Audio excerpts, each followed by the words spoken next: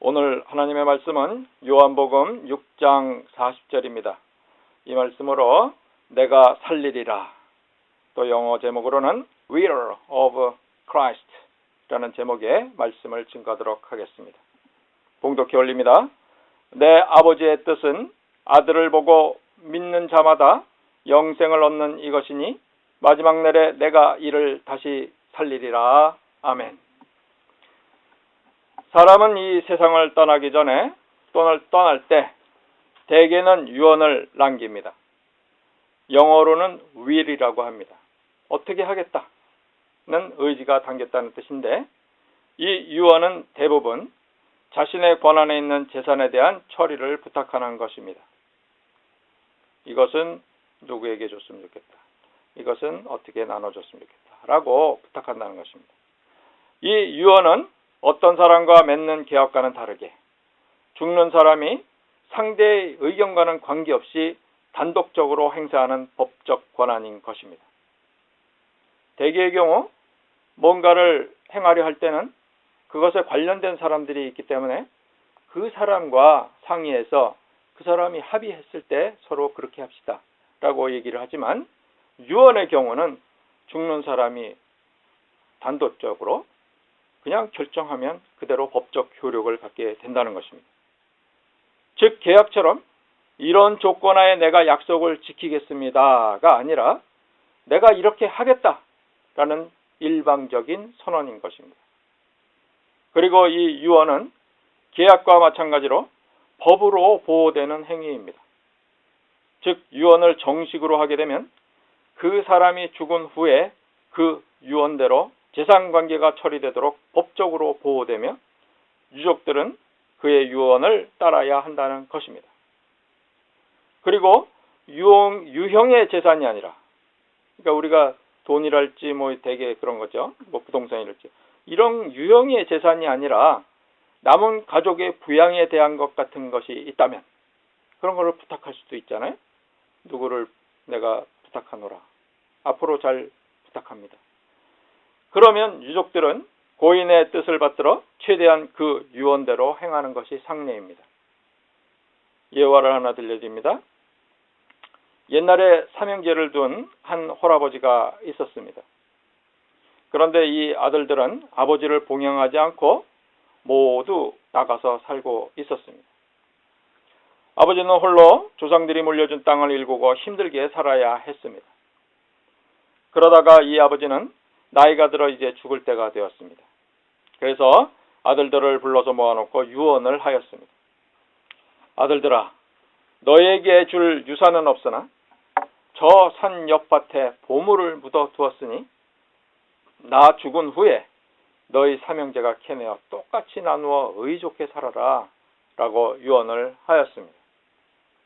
삼형제는 아버지가 돌아가시자 그 보물을 찾기 위하여 열심히 밭을 헤쳤습니다. 그러다 보니 아버지가 힘이 붙여 일부만 경작하고 버려졌던 넓은 밭이 작물이 잘 자랄 수 있는 부드러운 옥토로 바뀌었습니다. 막 파헤치다 보니까 땅이 부드러워져 가지고 엎어지고 아주 옥토로 바뀌었어요. 그래서 삼형제는 잠시 보물 찾는 일을 미루고 일단 옥토로 바뀐 밭에 파종을 하였습니다. 그리고 그해 그 밭에서 엄청난 곡식을 수확하게 되었습니다. 그때 이 형제들은 아버지의 뜻을 깨달았습니다. 아버지는 밭을 일구어 그 밭에서 끊임없이 나오는 그 곡식을 보물로 말하였던 것이었습니다. 한 번 나오는 게 아니라 매년 갈아엎고 심으면 거기서 곡식이 계속 나올 거 아닙니까? 아버지는 그거를 보물로 말씀하셨던 것입니다. 그래서 이 삼형제는 아버지의 뜻을 깨닫고 유언을 받들어 조상들이 물려준 땅을 일구며 화목하게 그리고 풍족하게 잘 살았다고 합니다. 이와 같이 유언은 재산을 나누어 주는 것만으로만 국한되지 않고 가족들에게 복을 줄 수 있는 생활 지침 같은 무형의 유산을 남기는 예도 종종 있는 것입니다. 그렇잖아요? 그 아들들에게 저 밭을 일구어 살아라 그랬으면 그 사람들이 처음에 안 하겠지만 힘들어서 안 하겠지만 보물이 있다 하니까 파서 해쳤어요. 이게 옥토로 바뀌어서 그 땅이 그들의 삶의 터전이 됐다는 이야기인데, 그와 같이 뭔가 지침을 줘서 그 가족들이 복을 받고 살게끔 하는 그런 유언도 있다는 것입니다. 예를 들어서 그런 예화도 있어요. 아버지와 아들이 산에 산행을 하다가 폭설이 내리고 갇히게 돼서 그 아버지는 부상을 당해서 이제 죽게 생겼어요. 그 아버지가 죽어가면 이제 어린 아들에게 너는 절대로 포기하지 마라 라는 한마디를 남기고 죽었어요. 이 아들이 그 눈이 덮인 그 산길을 헤쳐 내려오면서 몇 번의 죽을 고비를 넘겼지만 먹을 것도 없고 해서 죽을 고비가 생길 때마다, 만날 때마다 이 아들은 아버지의 유언을 생각하고 네가 절대로 포기하지 말라는 그 말 한마디를 의지하고 끝까지 내려와서 결국 살게 되었다는 이야기도 있습니다. 바로 그와 같이 유언이라는 것은 어떤 재산을 남겨주는 것이만이 유언이 아니라 그 사람을 위하여 그 사람에게 복이 되는, 좋게 되는 그런 생활 지침을 유언으로도 남길 수 있다는 것입니다. 예수님께서도 이 세상을 떠나시기 전에 제자들에게 무슨 재산을 남기시지는 않으셨지만 유언과 같이 I will 이라고 일방적으로 행하시겠다는 말씀을 여러 번 하셨습니다. I will, 내가 이렇게 할 거야, 너를 해줄 거야 라는 말을 여러 번 하셨다는 것입니다. 유언이 영어로는 will이에요. will. 이렇게 하겠다. 그러니까 I will 이라고 일방적으로 하시겠다고, 주시겠다고 말씀을 여러 번 하셨습니다. 그 중에 하나가 오늘 본문입니다. 오늘 본문을 한 목소리로 함께 다시 읽읍시다. 요한복음 6장 40절 시작. 내 아버지의 뜻은 아들을 보고 믿는 자마다 영생을 얻는 이것이니 마지막 날에 내가 이를 다시 살리리라. 아멘. 마지막 날에 내가 이를 다시 살리리라. 그 부분이 바로 예수님이 유언처럼 하신 말인데 영어로 뭡니까? I will raise him up at the last day. 이를이라는 뜻은 뭐냐면 이를, 그것은 내게 주신 자입니다. 내게 주신 자. 바로 앞절에 보면 그 말이 나와요. 나를 보내신 이의 뜻을 행하려 함이니라. 나를 보내신 이의 뜻은, 나를 보내신 이 하나님이시죠. 하나님의 뜻은 내게 주신 자 중에 내가 하나도 잃어버리지 아니하고 마지막 날에 다시 살리는 이것이니라.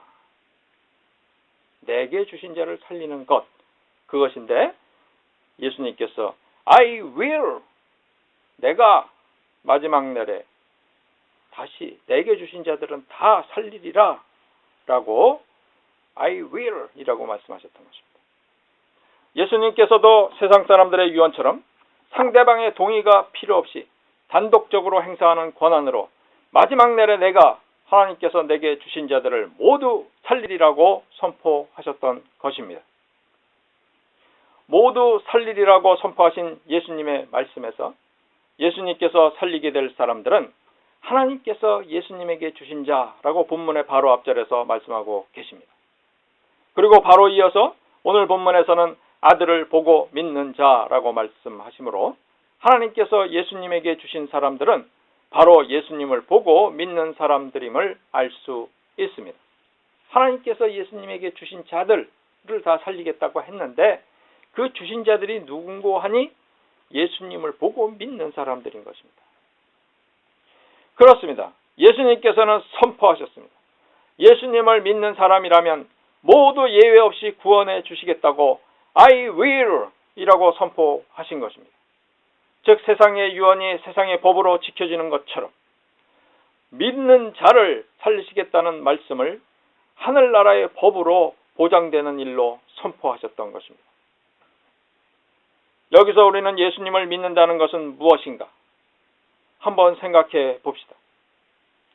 우선 생각할 수 있는 것은 예수님께서 하나님의 뜻을 따라 우리의 죄를 대신하여 돌아가셨다는 사건을 믿는 것을 생각할 수 있습니다. 그 믿는 것이 무엇이냐? 그것은 예수님께서 우리의 죄를 대신하여 대속 제사를 드리셨다라는 그 사실을 믿는 것입니다. 그러나 예수님께서 돌아가시기 전에는 제자들에게 무엇을 믿으라고 하셨던 것일까? 제자들하고 계실 때는 아직 십자가에서 돌아가시지 않았기 때문에 무엇을 제자들에게 믿으라고 하셨던 것일까? 그 해답을 우리는 성경에서 찾아볼 수 있는데, 요한복음 14장 11절에 보면 내가 아버지 안에 있고 아버지께서 내 안에 계심을 믿으라. 그렇지 못하겠거든 행하는 그 일을 인하여 나를 믿으라 라고 말씀하셨습니다. 우선 예수님께서 하나님 안에, 그리고 하나님 아버지께서 예수님의 안에 함께 계심을 믿으라는 것입니다. 돌아가시기 전에는 제자들에게 강조하셨던 말씀이 그거예요.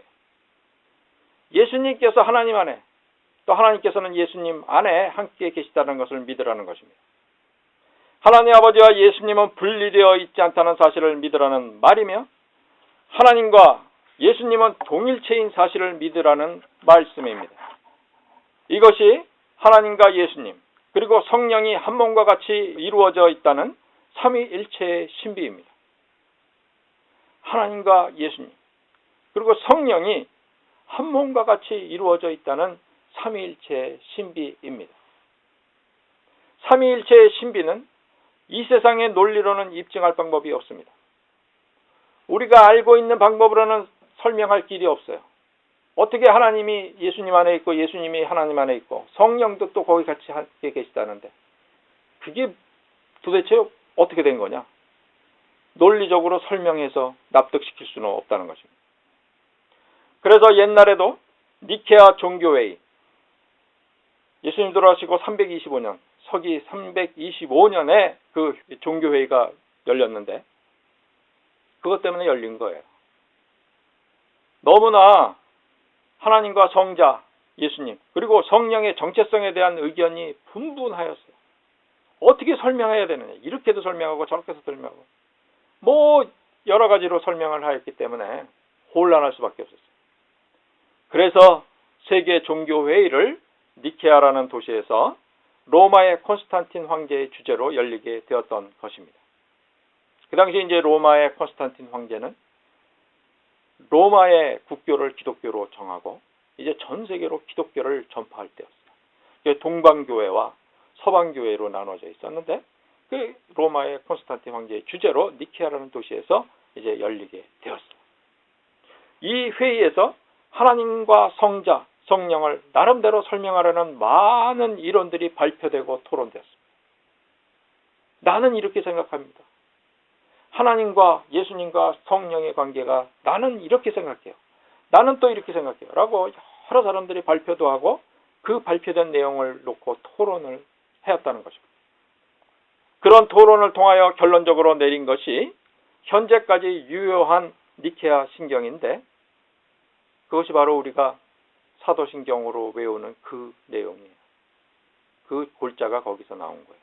그 니케아 신경인데 그 내용은 성부와 성자, 성령이 동질이며 본질이라는 것입니다. 즉 성부 하나님, 성자 예수님, 보혜사 성령님은 삼위일체라고 공식적으로 결론 내렸던 것입니다. 이렇게 동일 본질을 이루는 하나님과 그의 아들이신 예수님, 성령이 삼위일체라는 것을 논리적으로 설명하고 이해할 수는 없는 것입니다. 누구도 그걸 논리적으로 그래서 삼위일체라고 설명하기가 힘들어요.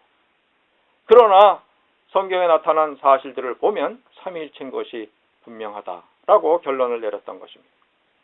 그렇기 때문에 니케아 종교회의에서도 삼위일체설은 투표로 결정되었던 것입니다. 다 이해된 게 아니에요. 어떤 사람들은 이해가 안 됐어요. 그래서 투표로 결정했어요. 그래서 투표로 이제 삼위일체다. 하나님과 예수님과 성령은 삼위일체다라고 결정되었던 것입니다. 그리고 예수님께서도 이 사실을 믿을 수 있게 하는 방법은 하나님께서나 하실 수 있는 이적을 보여주는 방법밖에 없었던 것입니다. 예수님도 이 부분에 대해서 사람들을 이해시킬 수는 없었어요. 사람들이 갖고 있는 그 지혜의 능력으로는 이해할 수 없는 일이기 때문에 하나님께서나 하실 수 있는 그 이적을 보여주시는 방법밖에 없었던 것입니다. 예수님과 하나님과 동체라는, 같이 있다는 그 사실을 보여주기 위해서 예수님이 하시는 이적이 하나님만 할 수 있는 그런 이적들을 보여주었다는 것이에요. 죽은 사람을 살리고 무리를 걸어가고 바람과 파도를 잠잠하게 하는 그런 능력을 보여주심으로 그것은 사람이 할 수 있는 일이 아니지 않느냐. 그럼 하나님과 같이 하고 계신 분이구나 라는 것을 알게 하셨다는 것입니다. 보여주심으로. 기적적인 사건들과 예수님께서 전하시는 말씀으로 하나님과 예수님이 한 몸이라는 사실을 증명해야 하셨던 것입니다. 그 당시 예수님은 사람들로서는 불가능한 이적들을 보여주셨고 아무리 뛰어난 율법사라도 감히 토를 달 수 없는 권위에 찬 말씀으로 그런 사실을 보여주셨던 것입니다. 율법사라 하는 것은 어떤 사람이냐면 지금으로 치면 판사, 검사, 변호사들이에요. 법을 아주 통달한 사람들이에요. 그러니까 그 당시에는 율법을 통달한 사람들이에요. 하나님의 말씀이 뭐가 들어있다라는 걸 다 아는 사람들이에요. 그 사람들도 예수님 앞에서 뭐라고? 토를 달아. 당신 틀렸어요. 라고 할 수 없을 만큼 권위의 참 말씀으로 그런 사실들을 보여주셨던 것입니다. 아, 저분이 하나님이신가? 라고 할 정도의 권위의 참 말씀으로 그런 사실을 보여주셨던 것입니다. 사람들이 도저히 상상도 할 수 없는 일을 행하셨어요. 아까도 얘기했지만 죽은 사람을 살리고 나사로 죽은 지 나흘이 지나서 썩은 냄새가 나는 사람을 살렸어요. 또 무리를 걸으셨어요. 또 아무것도 없는 데서 물고기 2마리하고 빵 5개 가지고 5,000명을 먹였어요. 그리고 남은 음식을 모으니까 12광주리가 되었어요. 이게 우리 인간으로서는 이해가 안 되는 게 바로 그런 것들을 보여주심으로 하나님과 예수님이 일체라는 사실을 증명해야 했던 것입니다. 하루는 하나님 아버지를 보여달라는 제자 빌립에게 이렇게 설명해 주십니다. 예수께서 가라사대 빌립아, 내가 이렇게 오래 너희와 함께 있으되 내가 나를 알지 못하느냐? 나를 본 자는 아버지를 보았거늘 어찌하여 아버지를 보이라 하느냐? 나는 아버지 안에 있고 아버지는 내 안에 계신 것을 내가 믿지 아니하느냐? 내가 너희에게 이르는 말이 스스로 하는 것이 아니라 아버지께서 내 안에 계셔 그의 일을 하시는 것이라. 내가 아버지 안에 있고 아버지께서 내 안에 계심을 믿으라. 그렇지 못하겠거든 행하는 그 일을 인하여 나를 믿으라. 라고 설명해 주셨습니다. 내가 하는 말이 내가 혼자 하는 말이 아니고 하나님께서 내 안에서 하시는 말씀이에요. 또 내가 행하는 것이 내가 하는 것이 아니라 하나님 아버지께서 행하시는 것이다. 내가 한 것을 보고 그러면 믿어라. 나를 믿지 못하겠거든 내가 행한 일들을 보고 믿으라 라고 말씀하셨던 것입니다. 그렇습니다. 예수님께서 전하시는 말씀이 하나님께서 예수님의 입을 통하여 전하셨던 말씀이었으며 예수님께서 행하신 이적들이 하나님과 함께 계심으로 가능한 일들이었다는 것입니다. 우리들이 구체적으로 믿어야 하는 사실은 바로 예수님의 공생의 기간에 전한 말씀과 십자가를 통한 대속제사 모두를 하나님께서 예수님과 일체를 이루시어 역사하셨다는 사실을 믿어야 하는 것입니다. 못 믿을 이유도 없어요. 하나님이 같이 하지 않으시고 어떻게 죽은 자를 살리셨어요? 또 하나님이 같이 하지 않으시고 하나님이 모세를 통하여 전한 그 율법을 능가하는 말씀을 할 수 있겠습니까? 또 어떻게 죽었다가 부활해서 제자들과 40일간을 이 땅에 다시 사시고 또 보는 가운데 승천해서 올라가실 수 있겠습니까? 바로 그런 걸로 해서 하나님과 예수님은 일체였다는 사실을 믿어야 한다는 것입니다. 즉 하나님께서 예수님의 모든 사역을 주도하셨고 십자가에 매달려 죽으실 때도 부활하실 때도 함께 역사하셨다는 사실을 믿어야 하는 것입니다. 그리고 하나님 아버지께서는 예수님 그리고 성령과 일체이시기 때문에 지금 우리 시대에는 성령의 전인 성도님들과 함께 계신다는 사실을 믿어야 하는 것입니다. 너희 몸이 성령의 전인지를 알지 못하느냐 라고 말씀하십니다. 성령께서 와 계신데 자기 몸에 와 계신데 그렇다면 성령과 예수님과 하나님이 나와 같이 계시다는 거예요. 그 사실을 믿으시기 바랍니다. 이 사실이 믿어진다면 여러분은 하나님께서 택하여 예수님께 맡기신 성도들입니다. 우리들이 그런 성도라면 예수님께서 I will 라고 말씀하신 것처럼 꼭 이루리라 하신 본문의 말씀처럼 마지막 때 믿는 성도들에게 영생을 주실 것입니다. 오늘 본문을 다시 읽어드리면 내 아버지의 뜻은 아들을 보고 믿는 자마다 영생을 얻는 이것이니 마지막 날에 내가 이를 다시 살리리라. 이 말씀을 듣는 성도님들은 하나님의 은혜로 이 말씀을 믿게 되셔서 영생에 이르게 되시기를 간절히 축원드립니다. 서두에 설명해 드렸다시피 이 세상에서도 죽은 사람이 문서로 하던 말로 하던 유언을 남기면 그것이 공증되는 한 여러 사람이 보는 가운데 그것이 공개되고 여러 사람들이 보는 가운데 유언을 해서 증인이 있는 한 변경할 수 없는 일방적 법적 효력을 갖는데 하물며 예수님을 통하여 선포된 하나님의 will 이렇게 하시겠다 하는 그것이 절대로 변경될 수 없는 것입니다. 그 선포가 무엇입니까? 바로 오늘 본문의 말씀입니다. 내 아버지의 뜻은 아들을 보고 믿은 자마다 영생을 얻는 이것이니 마지막 날에 내가 이를 다시 살리리라. 내게 주신 자를 다시 살리리라. 라는 말씀인 것입니다. 절대로 변경될 수 없는 하나님의 뜻이며 예수님께서 실행하실 일인 것입니다. 즉 우리들 인생의 궁극적 목표인 영생을 얻는 길은 예수님을 보고 믿는 것입니다. 구체적으로 예수님의 행하심과 그분의 말씀을 들을 때 하나님께서 예수님과 함께 하셨다는 것을 마음으로 믿는 것입니다. 그렇게 예수님을 통하여 하나님을 만나 믿게 되면 예수님께서는 조건 없이 다른 조건 필요 없습니다. 예수님을 통하여 말씀을 통하여 하나님을 만나고 믿게 되면 예수님께서는 조건 없이 우리들에게 영생을 주시겠다는 것입니다. 그렇다면 우리들이 선택하고 해야 할 일은 분명해졌습니다. 그것은 다름이 아니라 성경을 통하여 예수님의 행하신 일과 말씀들을 열심히 읽으며 삼위일체 하나님을 깨닫게 되기를 간구하는 것입니다. 지금은 우리가 예수님을 직접 만나서 말씀을 들을 수 없잖아요. 예수님이 행하는 걸 직접 우리가 볼 수는 없잖아요. 그렇기 때문에 성경이 있는 것입니다. 성경을 통하여 예수님의 말씀을 들으시기 바랍니다.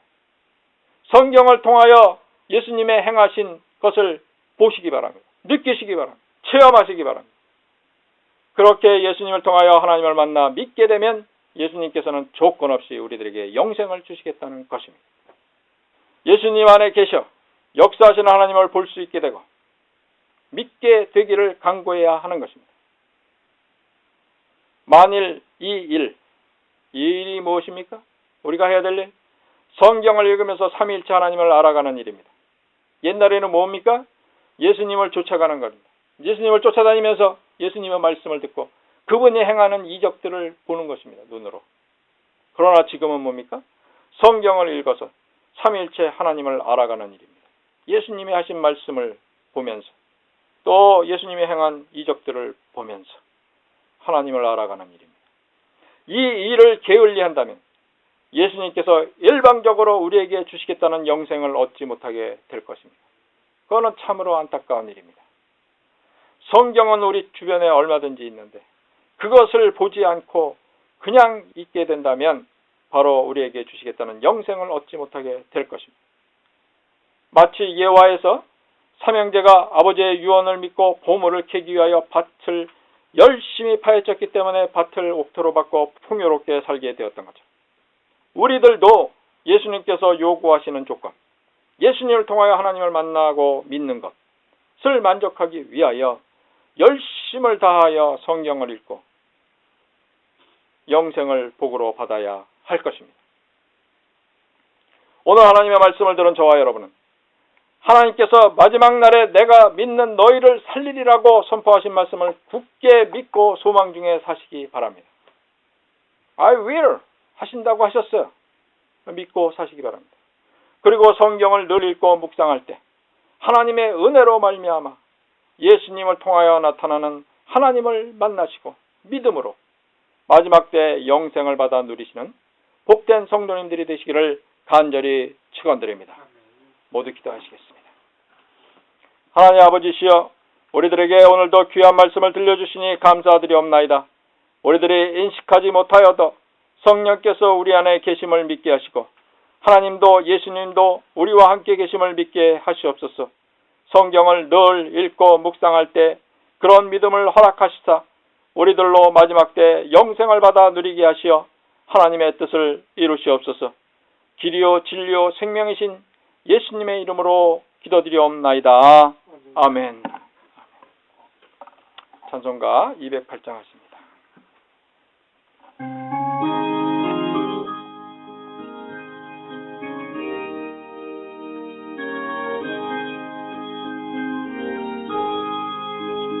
주 예수 내 맘에 들어와 계신 후 변하여 새 사람 되고 내가 늘 바라던 참빛을 찾은다. 주 예수 내 맘에 오심, 주 예수 내 맘에 오심, 주 예수 내 맘에 오심. 물밀던 내 맘에 기쁨이 넘치는 주 예수 내 맘에 오심, 주 예수 내 맘에 들어와 계신 후 망령된 행실을 끊고 머리털보다도 더 많던 내 죄가 주보다 더 이어졌네. 주 예수 내 맘에 오심, 주 예수 내 맘에 오심. 물밀듯 내 맘에 기쁨이 넘치는 주 예수 내 맘에 오심. 내 맘에 소망을 든든히 가짐은 주 예수 내 맘에 오심. 의심의 구름이 사라져 버림도 주 예수 내 맘에 오심. 주 예수 내 맘에 오심, 주 예수 내 맘에 오심. 물밀던 내 맘에 기쁨이 넘치는 주 예수 내 맘에 오심. 사망의 음침한 골짜기 가다가 밝은 빛 호련히 보고 저 멀리 하늘먼 환하게 보임도 주 예수 내 맘에 오심, 주 예수 내 맘에 오심, 주 예수 내 맘에 오심. 물밀듯 내 맘에 기쁨이 넘치는 주 예수 내 맘에 오심. 나 이제 천상에 올라가 살기는 주 예수 내 맘에 오심. 천성을 향하여 내가 곧 가리니 그 기쁨 비길 데 없네. 주 예수 내 맘에 오심, 주 예수 내 맘에 오심. 물밀듯 내 맘에 기쁨이 넘치는 주 예수 내 맘에